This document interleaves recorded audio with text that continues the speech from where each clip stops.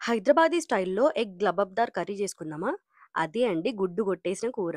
దీనికోసం పాన్‌లోకి 2 spoons oil పోసుకొని, అందులో 5, 6 పచ్చిమిర్చి చీలికలు, కొంచెమంత జీలకర్ర, అట్లనే ఆనియన్ చేసుకొని మంచిగా ఫ్రై చేసుకుంటూ ఉండండి.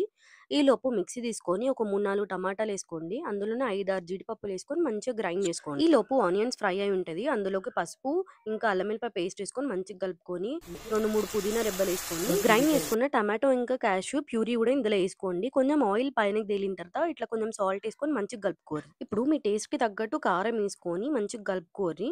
కొంచెం ఇట్లా ఆయిల్ పైనకి తేలిన తర్వాత వాటర్ పోసుకొని మంచిగా ఉడకనియ్యుర్రి. ఇప్పుడు కొంచెమంత కరేపాకేసుకోర్రి. ఆ కరేపాకు ఫ్లేవర్ అనేది కర్రీకి పడుతుంది. ఇప్పుడు ఒక 1 ½ స్పూన్ అంత వరకు ధనియాల పొడి ఏసుకోర్రి. మొత్తం మంచిగా కలుపుకున్న తర్వాత గుడ్లు మంచిగా ఇట్లా సైడ్‌కనేసుకొని గుడ్లు కొట్టేసుకోర్రి. స్టవ్ సిమ్‌లో పెట్టుకొని ఎగ్స్ బ్రేక్ చేసుకోండి. అప్పుడే మాడకుండా ఉంటుంది.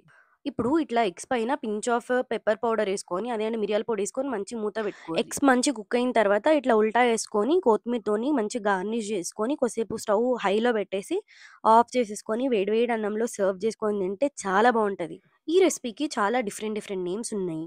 హైదరాబాదీ అండా లబబ్దార్ అంటారు. అట్లనే ఎగ్ డ్రాప్ డౌన్ కర్రీ అంటారు. అట్లనే కోడిగుడ్లు కొట్టేసిన కూర అంటారు. ఎన్ని డిఫరెంట్ పేర్లున్నా గూడా టేస్ట్ మాత్రం జబర్దస్త్ ఉంటది. మీకిట్లా ఇది నచ్చితే ఒకసారి ట్రై చేసి నాకు కామెంట్ సెక్షన్‌లో చెప్పండి.